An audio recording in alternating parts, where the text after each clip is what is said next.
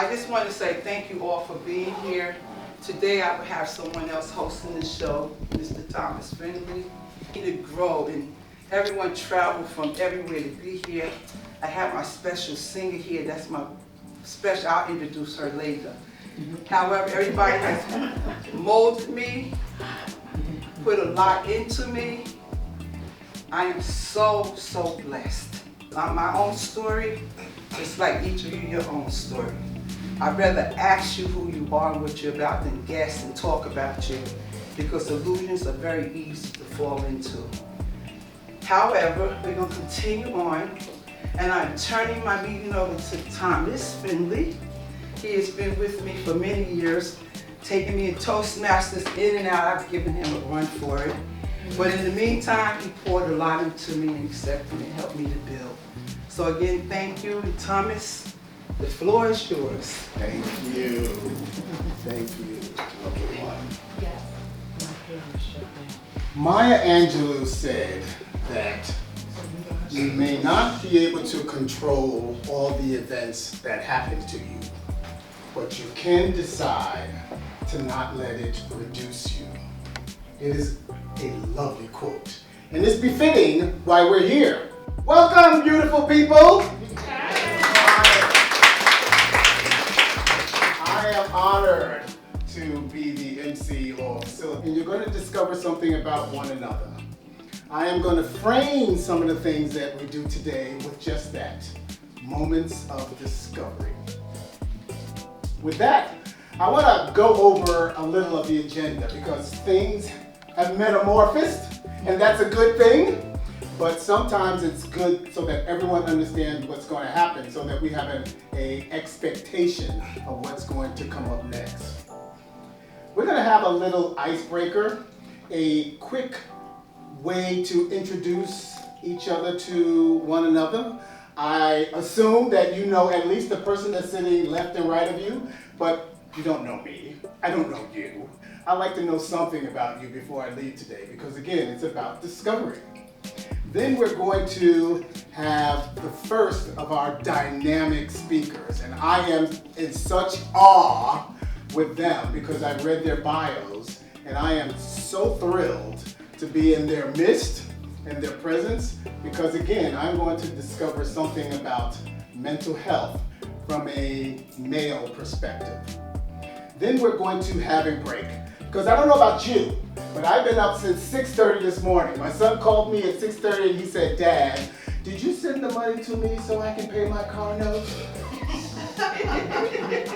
And I said, "Son, it's Saturday." He said, "I know, but what about the car note?" "It's still Saturday, son. Can you call me in an hour?" Suffice to say, I at least got another hour of sleep. But my point is that I've been up longer than I would have liked for a Saturday. The break is going to be welcoming to me. We're going to have a 15-minute break. Then we're going to come back to our second part of our event. We're going to have the second and last of our dynamic speakers.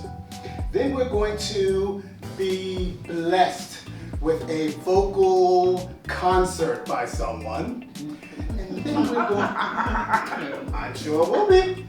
And then we're going to go into a panel discussion. During the panel discussion, I want you to keep in mind that it is all about you. It's an opportunity for you to discover something about yourself, again, from a male perspective. Inside of the attendee packages is a pencil and paper. Jot down anything that comes to mind, and then when these two gentlemen are up here for the panel discussion, you can give them your Q&A. After that, we are going to again be graced with another individual who is going to close out for us. That is what we're going to do this afternoon. But I want to start with something else. You know, when JoAnn told me the theme of the event this afternoon, I heard how to mend a broken heart. Al Green, thank you, ma'am. Absolutely, she is on it. Absolutely.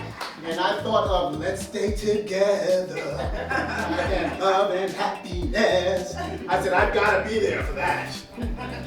I'm going to frame our icebreaker with just that. With Al Green's How to Mend a Broken Heart. I'm gonna ask you to think about that song because each and every one of you have some knowledge about it. You know, there's only maybe one or two people in here, the Gen Zs, that I would think that has no knowledge of it, and I'm gonna give it to one of these Gen Zs so she can get off her iPhone.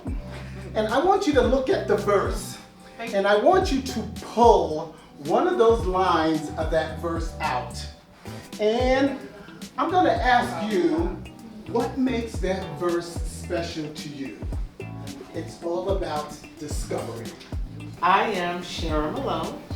I am a friend of JoAnn's, and I'm so glad to be here today because it's been a long time since I had a Saturday off, so I was looking forward to this. But my verse is, I was never told about the sorrow. Never had a conversation about sorrow, death, it just happens. I think my first experience was as a child when my father died. And at that point, I realized kids are cruel. I'm in the midst of my pain and my sorrow. My father has left this earth. No, he didn't. You're just telling a tale. And this, that, and the other. That hurt. The next bout of sorrow was grandmother. Now, me and her were real tight. And just feel like you just discover it.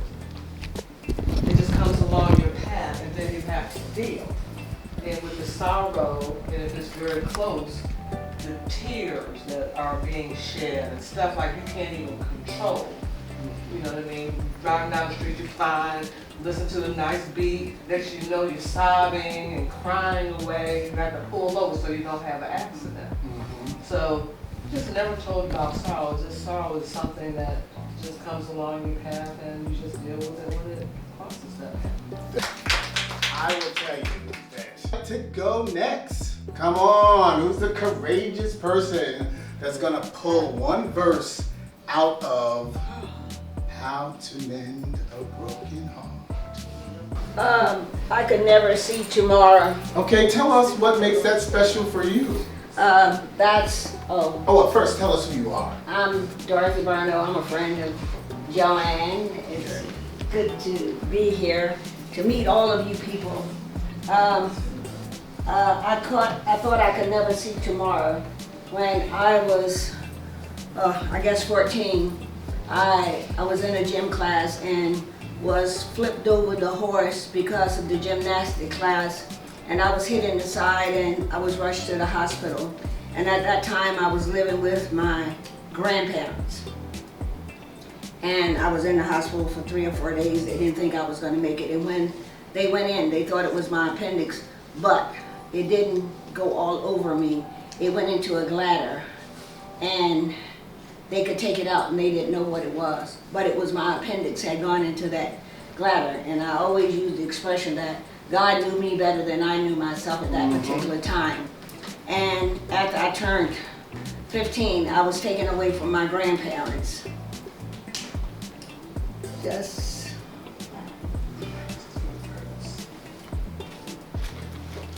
And I was with my mother and a stepfather. And I left the living that I had been living. I was used to church. I was used to doing all, I would say, necessarily good things. And when I moved with them, church was not involved in my life except their church. And I felt some kind of way about it.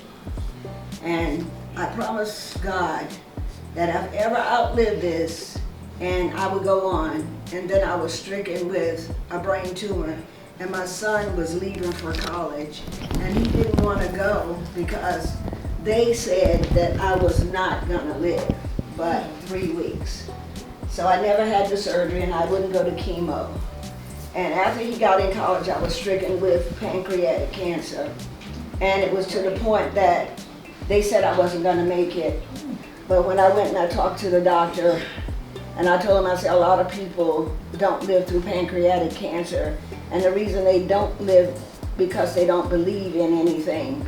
And I said, I know I sound foolish to you, but when you go in and you look at it, it looks like a small peanut, you all. And I said, just clean it up and give it back to me. And he did. And I want you to know that I have been through breast cancer. I've been through a whole lot of other things. And I thought tomorrow would not be for me. I'm 80 years old today, and I thank God for that. Thank you. What a blessing. That is the face of resilience. Thank you for that. That was a gift. Go ahead and tell us who you are. Yes, my name is Halima Griffin, and it says, how can you mend a broken heart? Well, when I was about 2 or 3 years old, I saw my dad push my mom down in a chair. And as a little girl, that really tore me apart. And the reason it did is because I was daddy's little girl. I mean, there was nothing that my dad could ever do wrong up to that point. And I remember charging at my dad, jumping on him, trying to choke him for what I had just witnessed. That sent me down a spiral. Literally, it's a cliche when you hear, searching for love in all the wrong places. Well, that was me. And I just became so promiscuous. And I ended up pregnant several times. I've had several abortions due to those pregnancies. And I always thought, you know what? I'm not even able to experience love. I don't know what love looks like, nor do I deserve to be loved. Until I actually attended a class in 2018 called Surrendering the Secret, being healed from the heartbreak of abortion. And I actually was in a church as a guest when I found out about this course. And it was in that class that I recognized how, now prior to that point, I never thought I even needed healing because I thought I was good. I didn't have any horrific experiences. I've taken the morning after pill, I've had an actual physical abortion, but no horrific experiences. But had I not taken that course, I wouldn't have realized how an abortion actually had a huge impact on my marriage, how it had a huge impact on how I raised my girls. I didn't know that. Abortion has impacts on your life that you can't even begin to fathom. So that's my story, and I thank you for allowing me to share it. Thank you. I will tell you that you discovered love on your own, but this is love. This is what a combined effort of people who share your struggles and are willing to expose themselves with no sense of remorse because they are in a safe space because it is love.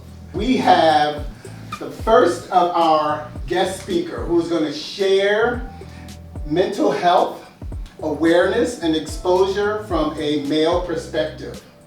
And he hails from Waco, Texas.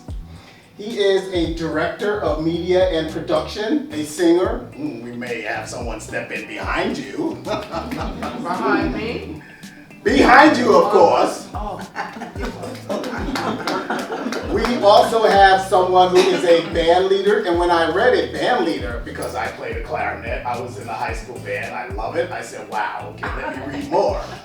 And he leads the #1 pep band in the United States, which is called the Green Machine Pep Band, and it is located at George Mason University.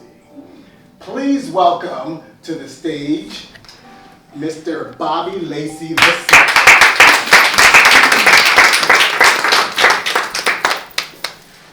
I was digging up demons of my past, and I laughed at the fact that I made a whole career being mad at one man. My dad. You see, I'm Bobby Lacey II, Me and my father are eternally connected. I had to respect the bloodlines that have drawn tears from my eyes as I wondered why this man wouldn't just be the dad the world asked him to. But I masked the truth of my depression from my father, his broken promises working harder to be my father, his addictive habits that removed him from being my father, shooting basketball badly and playing catch by myself because I had no instruction from my father. Why bother to keep trying to find my father in my father? It only pushed me further from my father, maybe disdain the idea of becoming a father, just so I can fail as a father, since historically, history says my history doesn't mean one of a father. I remember looking into the glassy eyes of my father, begging him to change his ways and be better for this family. I would lean and demand, we need a man to stand up for this family, provide for this family, stop running around and spend time with this family. But what I didn't realize was, in those eyes was a reflection of a man telling me, we need a man to stand up for this family, provide for this family, stop running around and just suck it up and do what your father can't do. All right. Is that fair? Amen. That's fair. Is that fair? Amen. We can grow from this exercise of money that many of us had to do. So I started to think, if this is a racial trend, then when will our generation provide an explication for how we mend? We gotta have something to say. I'll take anything, even a Band-Aid for the pain of my lonely days, running a maze that turned into a race, and I'm going backwards while the world is begging me to go astray. But then my mind went into 2 wheels of horsepower and I started to segue. What if it's not the man, but the mandate? The pressure to raise a man under humankind's manuscript that mansplained that a black man is only 5/8 of a man. Well, man, dang, I'm trying to grow, but you keep cutting my man down. Maybe that's why they call him manscaped. Anyway, there's so many manufactured reasons why they say this man can't be great. My father was a dad addict. Some fathers are dead weight. Some fathers don't even remember your birthday, but on his dying day, that's not a man I'm going to choose to hate. I'm giving it to God. His throne can hold more than my legs can carry anyway. I'm Bobby Lacey II, a product of my mother and my father's coalition, but built up by my own volition. My own actions crafted this man before you, and that's how it will always be, no matter who hangs from my family tree.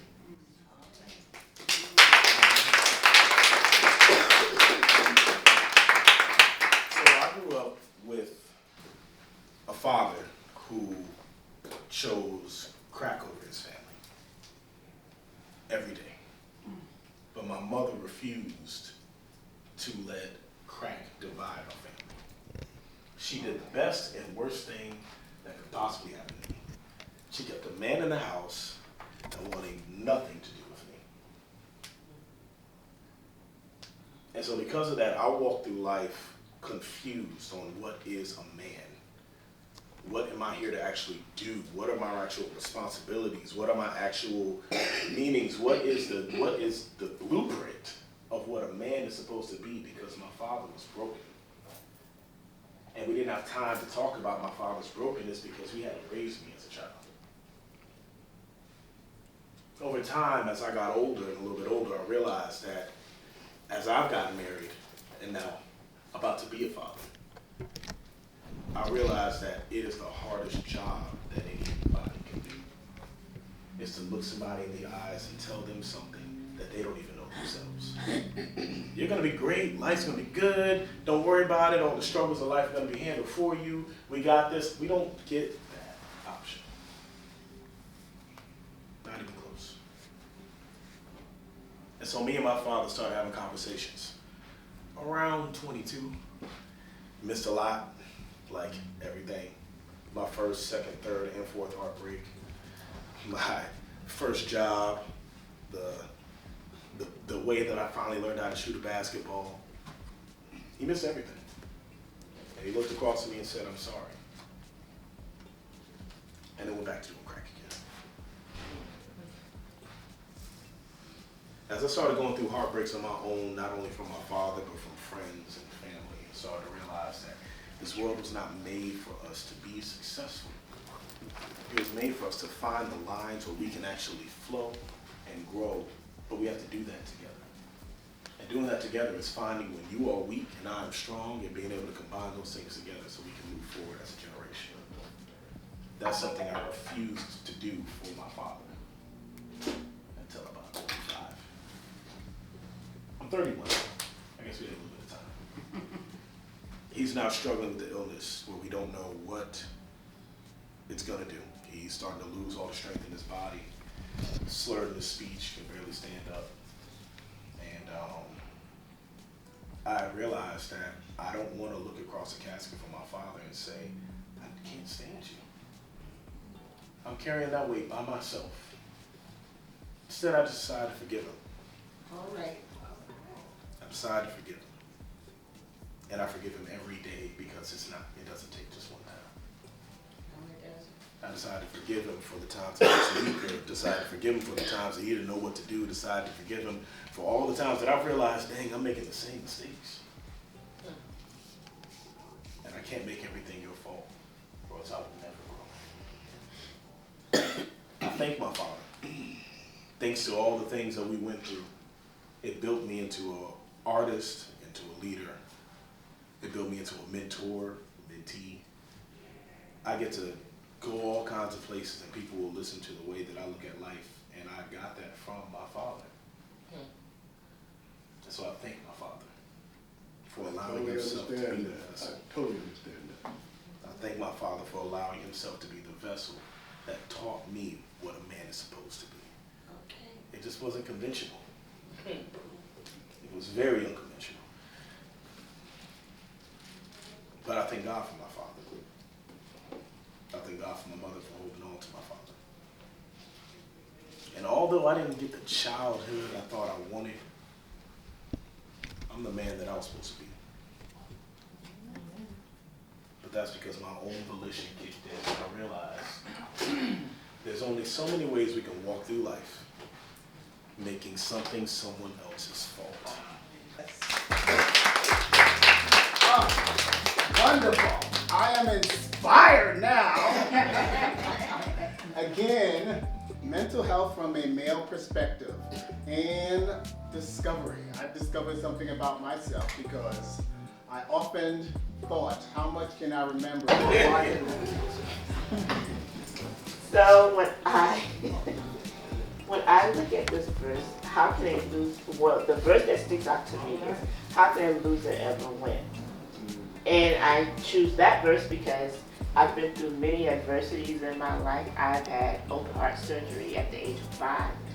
I ended up was told that, I was not able to speak, and turns out that I was actually hard of hearing and needed to have hearing surgery to open up the eardrums in my ear, and then I ended up being deaf in both ears, well, half deaf in both ears. Now I wear hearing aids, and then I had an abortion. I've had a child, and my child is now 27, still lives at home with me, and I'm trying to get him out of my house. And I've been through a marriage that did not work out well. It ended up in a domestic violence situation. I went through a job situation that was toxic, and now I know that that was all part of my journey.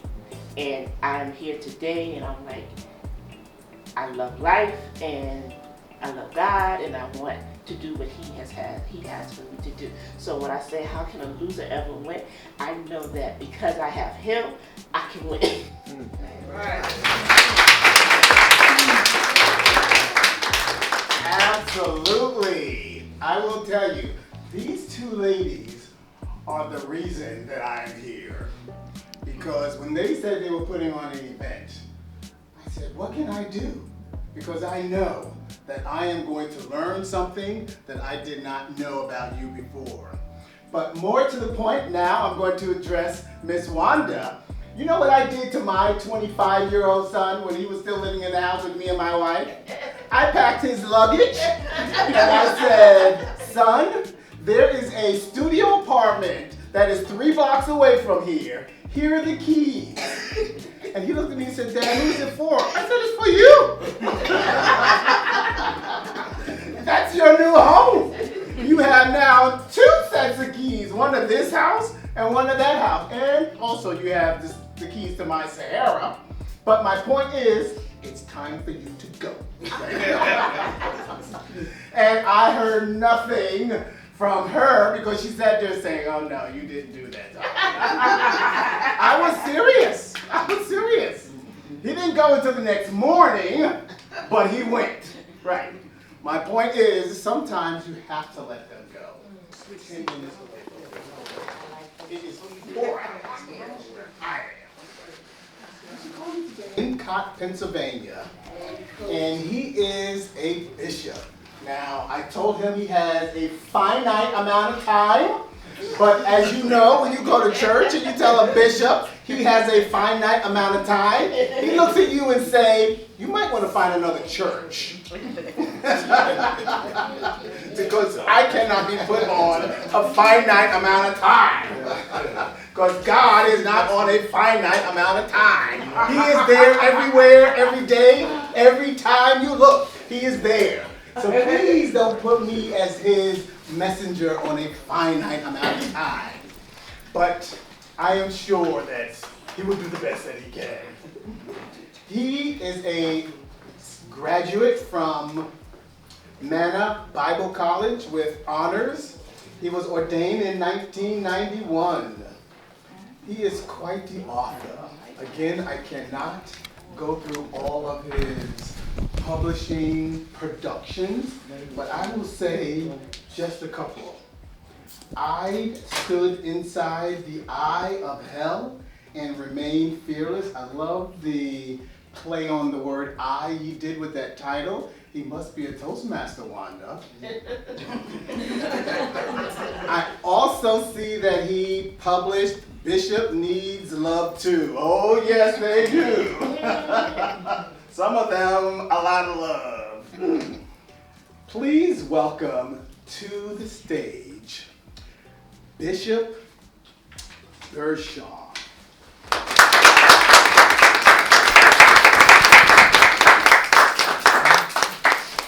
Thank you. I'm not gonna make you happy twice. I get up here and be long-winded. This is my third book, The Man in the Crack Mirror. All my books you can get on Amazon, Amazon.com. Ouch. And first, I want to say it's an honor and a pleasure to be here. Miss JoAnn, she came to my first book signing. That's where I met her. And since then, we've been family. So everybody here today, I just want to thank you all for coming. And I'm telling you, my heart, I listened to testimonies. That was my mom that came up there and almost broke down. So usually when she cries, it's like a,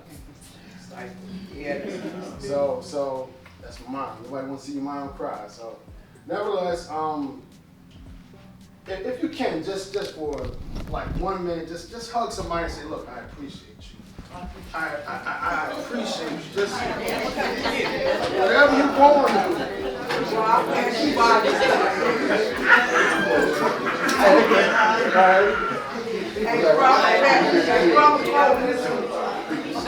I'm going to see it. We appreciate you. Thank you, George. Thank you. I appreciate you. Okay, I appreciate y'all. Thank you.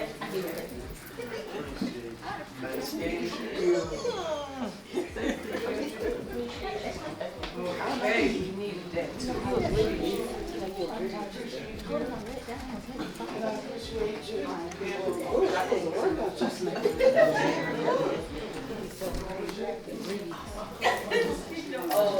in.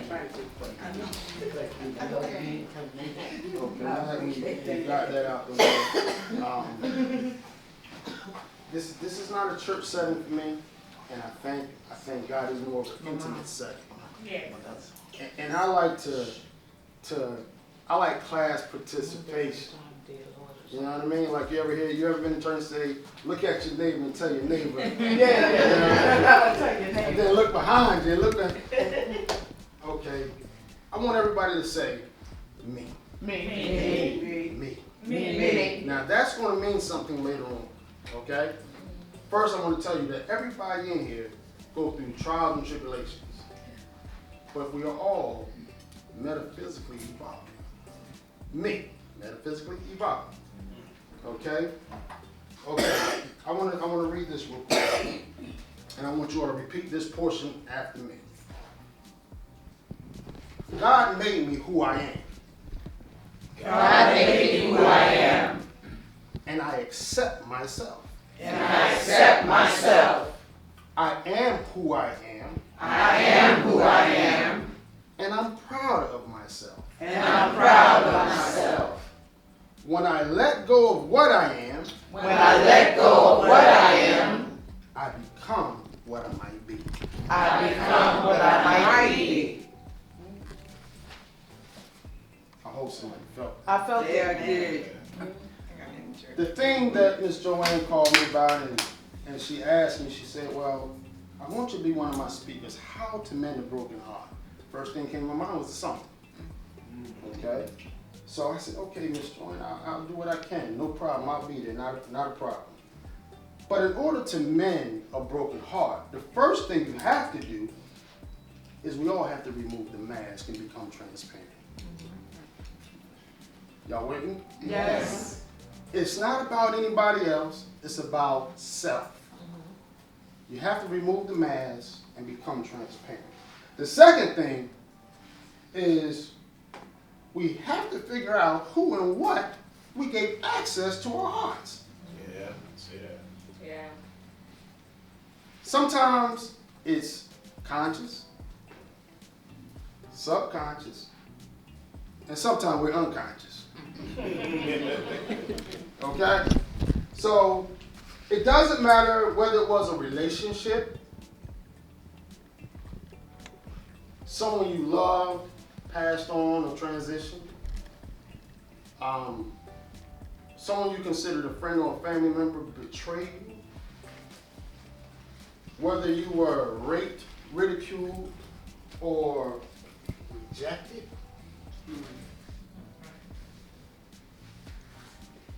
Or whether you went out for a position and they said that you were underqualified or overqualified.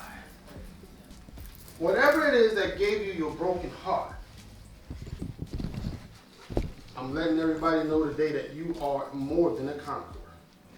That you can conquer and overcome anything that you dealt with, anything that you're dealing with, and anything in the future tense that you're going to deal with.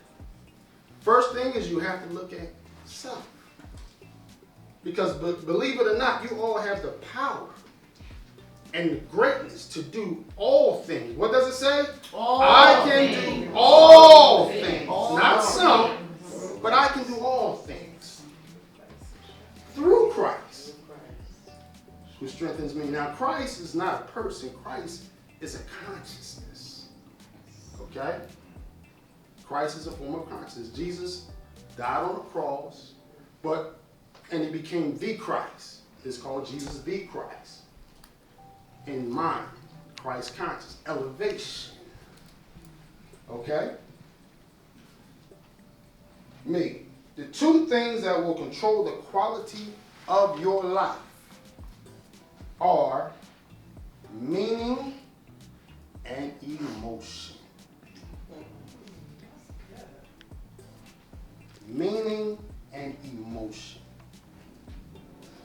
Anybody ever have a broken heart in here? Sure. Of course. Because they teach you, well, they taught me that emotion at the time, that emotion make your mind stronger than the emotion, and you won't lose. Get to know self. Yeah, yeah. That's it. You gotta make your mind To thine own stronger. self be true. And that's what I want to talk about. A lot of times we conform. We conform to situations and circumstances. Whether it be for a relationship, whether it be on a job, you're conforming to something, or you are being redirected to something that's outside of you. So when you conform, you have the tendency to lose the essence of yourself. How many times have we been in relationships and they might have a different view, a different belief, but because in our mind we love this person, we want to be with this person, we leave who we are, what we were taught, how we were raised, what we believe, what we hope for, and we conform to the other individual. So when you conform, you're leaving the essence of your truth. This person, we're not going to always please that person, but in essence, we all have to come to the point where we're pleasing ourselves. In other words, stop denying your reality. Your view, your view, your view. Everybody defines love differently. Everybody has a different definition of love. And it's based on your experiences versus how you were raised. Based on what you saw. Young lady back there said she saw her father push her mother. How many times that you've seen something that actually altered your perception? How many times you've experienced something that you said, you know what, I'll never experience, you've seen this person do it, but then later on down the line, you started experiencing what that person had talked about. It's kind of quiet in there. Nevertheless, we want to mend our broken hearts. How do you do it? Learning those self. Excuse me. One of the last things is actually tuning into yourself. Tuning into yourself. You have to meditate. When you meditate, it's between you and God. Whatever God you choose, whatever God you believe in, you worship. We all believe something different sometimes. Sometimes you have the Muslim, you have the Christian, you have the Buddhist. Allah. Your God's going to tell the story. Okay. Suck to hear. Whatever God that might be, it's going to come out one way or the other. Absolutely. Absolutely. Absolutely. Truth always going to stand out. To walk through. Physical courage. To fight. To run. To talk. Whatever it may be, you have to have or develop the physical courage to keep going with resilient force. The second is social courage. How many people on Facebook? Periscope, Instagram, so many different avenues that can mess you up. So many things that can mess you up. Social courage. To be yourself. I want everybody to say unapologetically. Unapologetically. Be yourself. Be yourself. Keep this in mind. You all were born an original. But there's somebody out there trying to copy. That's good. There's somebody out there trying to mimic you. That's good. Be yourself. Thank God I don't know nobody else to be. Thank God. But how many people know that you have friends, family members that want your lifestyle? That want your life. They want it, but they don't know the struggle that it took to get there. That's right. They might see you driving the Lamborghini. Anybody got a Lamborghini here? I'm good. They buy whatever. I'm good. However, 4 wheels. whatever it is, they trying to mimic you. They see you standing tall. They see you fighting through stuff, but they don't know what it took to get there. All right. But it sounds like that's their problem. They don't know what it took to get there. They don't sweat tears. They didn't see you crying that night Oh, alone. No, they don't see you on No, the they don't knees see that praying. part. They don't see you doing Preach. any of that. God. Tears coming down my They don't see. They don't see God. It's true. Some people will die for Jesus before they die for their mother or their father.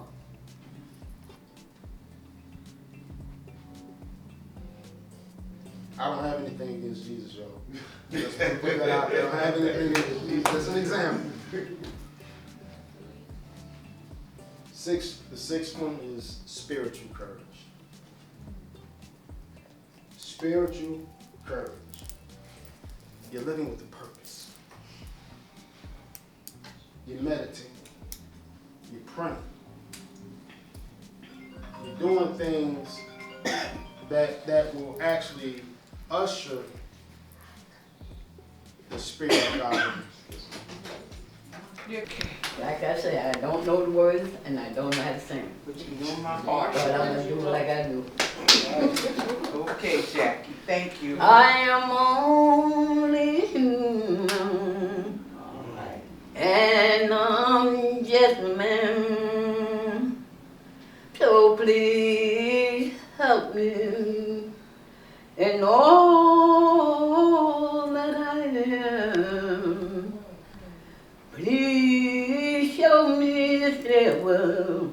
Yes. Well, Lord, that I'm asking for. Well, dear Lord, please help me to take one day, one Go ahead, day, Ma. Go ahead, Paul. one day at a time. Yes.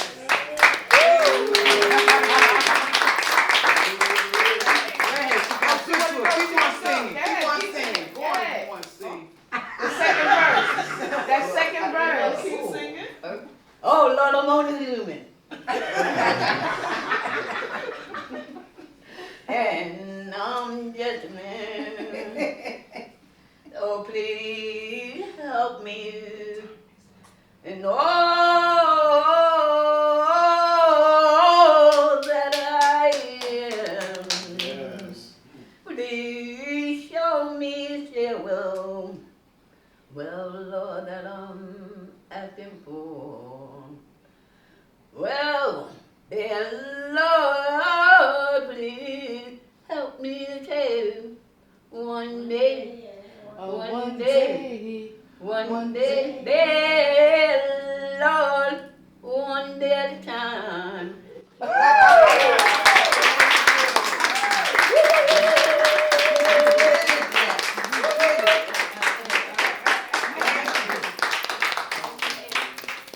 You know, she's been rehearsing. It's a continuous process every day.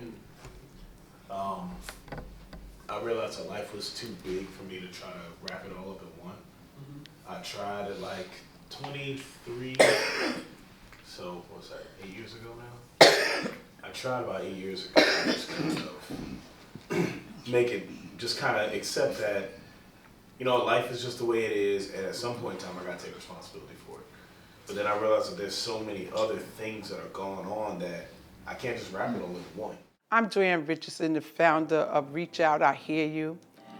I wanted to speak about an event that happened so beautifully on Saturday, October 7th, 2023. The title was How to Mend a Broken Heart. There were guests. We had 2 speakers, an MC, and the MC is Thomas Finley, he did an awesome job. Mr. Bob B. Lacey II was our first speaker, and his opening intrigued us. He captured our attention.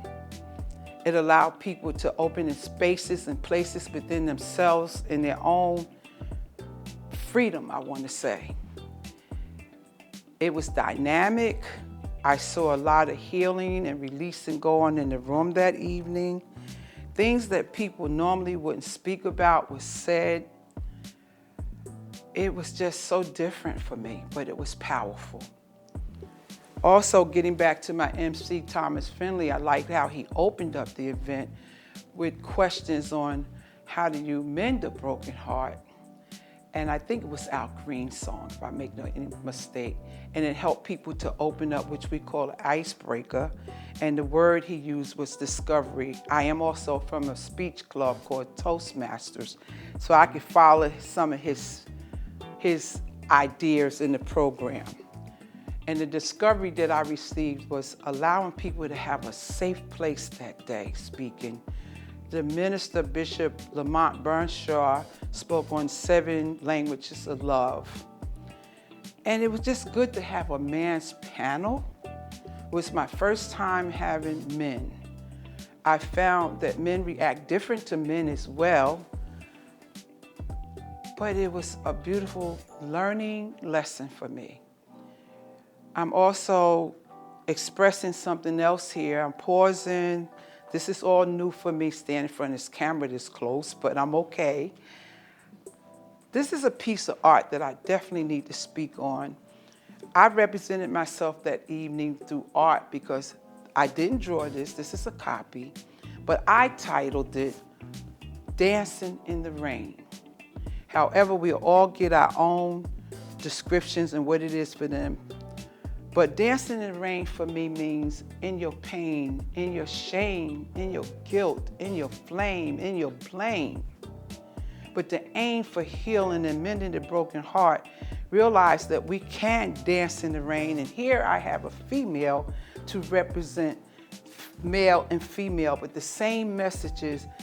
In your pain, find something to give you some aha moments, some pictures, arts of your children, babies, any family, friends, anything you get that bring a smile.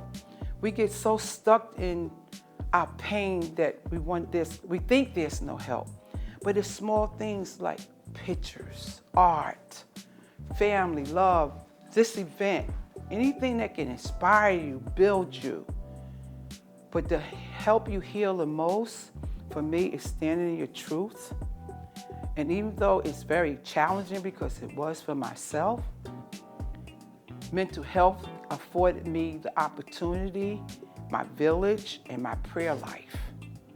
But 29 years of therapy, and I'm still ongoing with therapy, has afforded me to continue these groups, places I never thought I would be. I can now say I trust Him. I trust God to continue to use me. And seeing so much rejection, so much pain and denial. We even denied ourselves of feeling. We don't scan our bodies. We caught up on what other people say, what they think. And I can actually speak this way because I come from that background. And that's why I can stand before you and say, it's okay not to be okay. It's okay to cry. It took me years to cry. I could cry for others, but myself, because we've been taught also, which locks us in, stop being a weak person. We don't come from that weakness. If a child say my back hurt, you don't have a back. You don't have any feelings. We start when they're small, young. When the children are telling us the truth, we dismiss it because it's part of our culture. And we think we're weak. So we have all these, many people, male and female, young men growing up so numb because they have been told to, don't you cry. They had no place to feel vulnerable, nowhere to go. I tell my grandson, you cry if you want. You come to me, I'll hold you and let you cry. Go in the bathroom and cry.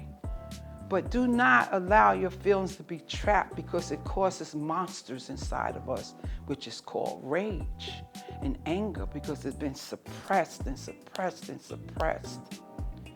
One of my goals is to have a platform to let people know there is a safe place and I do hear you.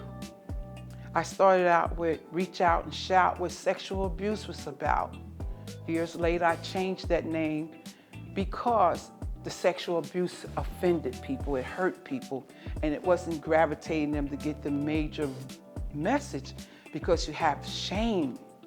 So that was like, okay, move that. Then I came to Reach Out, I hear your cries. Because we don't listen to each other. We think we wimps, we think we weak, we think this, and we label it, and we actually live through it. Then as such as myself, as you get older, you realize, oh my gosh, I've been incarcerated. I've been my own enemy. I've been self-sabotaging. But yet we'll still blame our families, our friends, the job, whomever, life experiences. Part of the responsibility, yes, that's true.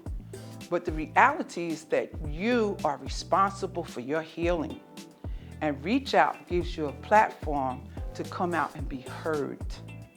Reach Out, I've learned that it has built confidence for me. I've been able to hear and have a closer walk with God to be able to say, this was not in vain. It was a lot of pain, but it's not in vain. But I also believe, even my person that's videoing me, that God sent him, because I had nobody. And all the people, I don't want to get emotional, but it's real. Because I see my blessings and see how my blessings come to me. And when I see the people gravitate here, I also see them healing. I praise the opportunity through God. And I think what I'm going to say is, in closing, I want to be able to say, how do you mend a broken heart? That the people that came into my life on October 7th helped build me, helped me to heal as well. And I'm going to say this, work on how to mend a broken heart. You may call me, you may connect with other people, but work on releasing blame mainly and rejection. So in closing, I want to say thank you for having this opportunity, the blessings, my granddaughter, everyone has helped me, and all the support that I had. I want to be able to say again, thank you, and that I continue to grow, and glow from another point of life, that I walk from darkness to be able to shine. I still have work to go to do. So I'm saying thank you, thank you, thank you.